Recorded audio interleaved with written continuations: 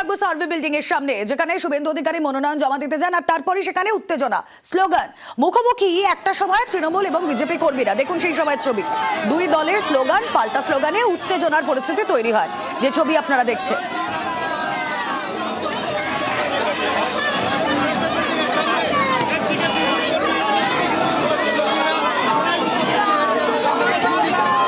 Survey building এর সামনের ছবি আপনাদেরকে দেখাচ্ছি। শুভেন্দু অধিকারী তিনি মনোনয়ন জমা দিতে গেলেন, সঙ্গে অমিত শাহ, আর সেখানেই মুখোমুখি তৃণমূল এবং বিজেপি কর্মী সমর্থকরা। শুনতেই পাচ্ছেন দুই দলের স্লোগান পাল্টা স্লোগান, পরিস্থিতি উত্তপ্ত হয়ে ওঠে। কি চলছিল সেই সময় কথা বলবো, প্রতিনিধি অর্ণব হাজরা রয়েছেন সঙ্গে। অর্ণব, এটা দুপুর 12:30 নাগাদ এখানে অমিত শাহ, শুভেন্দু অধিকারী, শ্রমিক ভট্টাচার্য তাদের এই মনোনয়ন দাখিলের জন্য আসার কথা ছিল। একই সঙ্গে বালিগঞ্জ এবং রাসবিহারীর বিজেপি প্রার্থীরা আসার কথা ছিল। তিন বিধানসভার বিজেপির প্রার্থী আসবে, একই সঙ্গে অনেক সমর্থক আসবে, তার জন্য অ্যারেঞ্জমেন্ট ছিল, ত্রিস্তরীয় নিরাপত্তায় মুড়ে ফেলা হয়েছিল।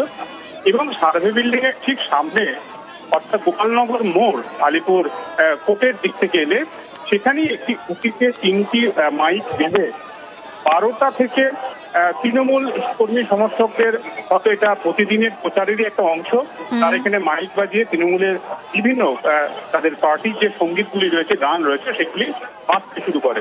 এবং যত সময় গড়ায়, মিছিল যত বিজেপি এগিয়ে আসতে থাকে সার্ভে বিল্ডিং এর দিকে, ততই কিন্তু পরিস্থিতি একটু একটু করে উত্তপ্ত হয়।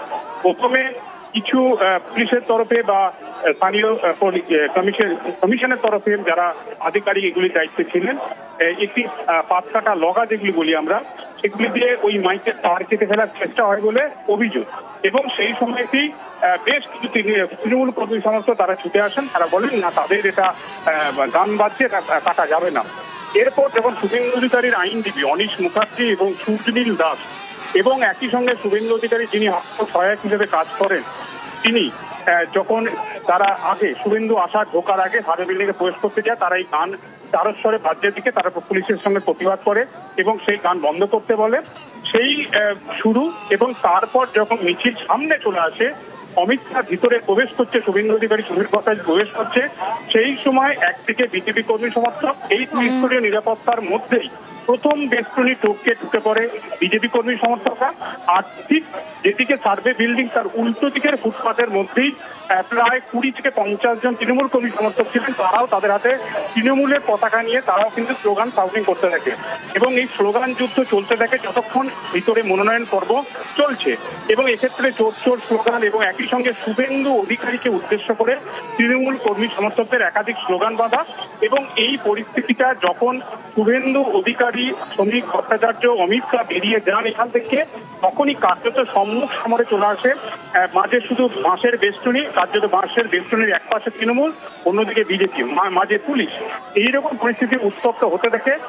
যদিও পুলিশ ঠান্ডা মাথায় পুরো পরিস্থিতির দুই পক্ষ কি সামাল দিয়েছে, কিন্তু বেরিয়ে যাওয়ার পর অমিত শাহ, শুভেন্দু অধিকারীরা, এই যিনি দায়িত্বপ্রাপ্ত বর্তমানে ডিসি ছিলেন, তিনি ফোর্স আলাদা করে নিয়ে তৃণমূল কর্মী সমর্থকদের একেবারে গোপালনগরের দিক দিয়ে তাদের যেখান থেকে সরিয়ে দেয়। একই সঙ্গে বিজেপি কর্মী সমর্থক তারাও বড় ডিজে সাউন্ড নিয়ে এসে তাদের পার্টির গান বাজাচ্ছিলেন, সেগুলিও নিয়ন্ত্রণ করা হয়।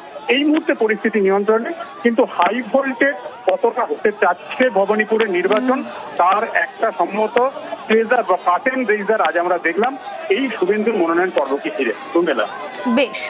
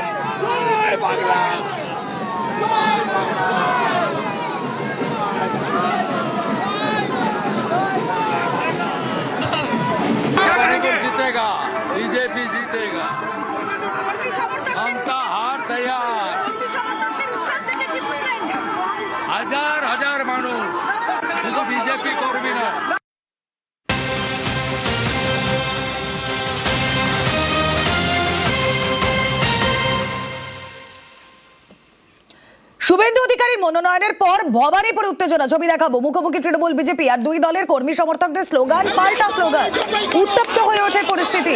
শুভেন্দু অধিকারী মনোনয়ন জমা দেওয়ার পরই ভবানীপুরে উত্তেজনা। দেখুন সেই সময়ের ছবি, যখন স্লোগান পাল্টা স্লোগান চলতে থাকে মুখোমুখি দুই শিবির, একদিকে তৃণমূল অন্যদিকে বিজেপি।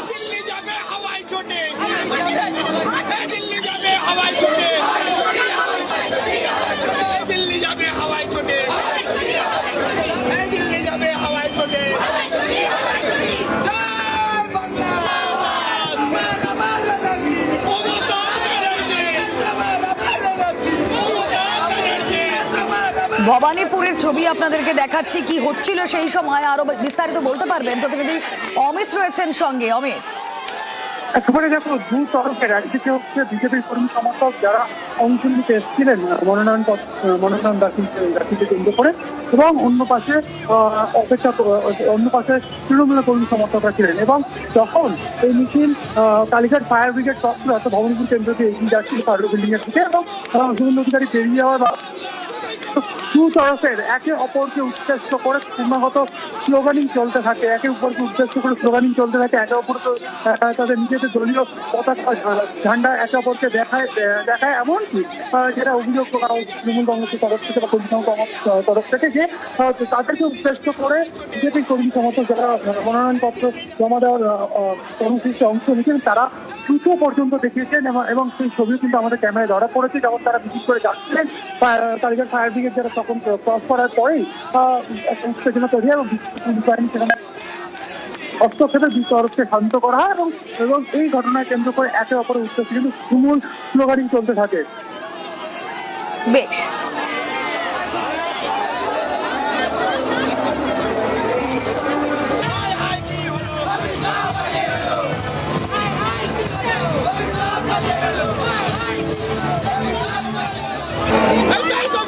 दिन क्यों 1 मास रही अमित शाह इधर, उसके बाद फोर्स में रहना चाहिए इधर, फोर्स में सामने आपको हम लोग देखना चाहते हैं। हाँ, अमित शाह को दौड़ के इसके गंगा में फेंक देंगे। শুভেন্দু লোক এ তো সেই সারা পশ্চিম বাংলার লোক নিয়ে আসছে, এটা তো আর এখানকার লোক না। একটা ভবানীপুরের লোক আছে, দেখতে পাচ্ছেন, nearly 100 crores have been spent by the Amit Shah for coming here. 100 crores have been spent by Amit Shah today itself.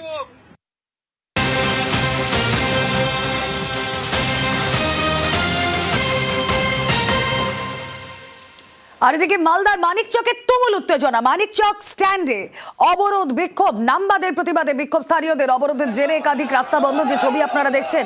মালদার মানিকচকে তুমুল উত্তেজনা, মানিকচক বাস স্ট্যান্ড অবরোধ করে বিক্ষোভ, নামবাদের প্রতিবাদ বিক্ষোভ স্থানীয়দের।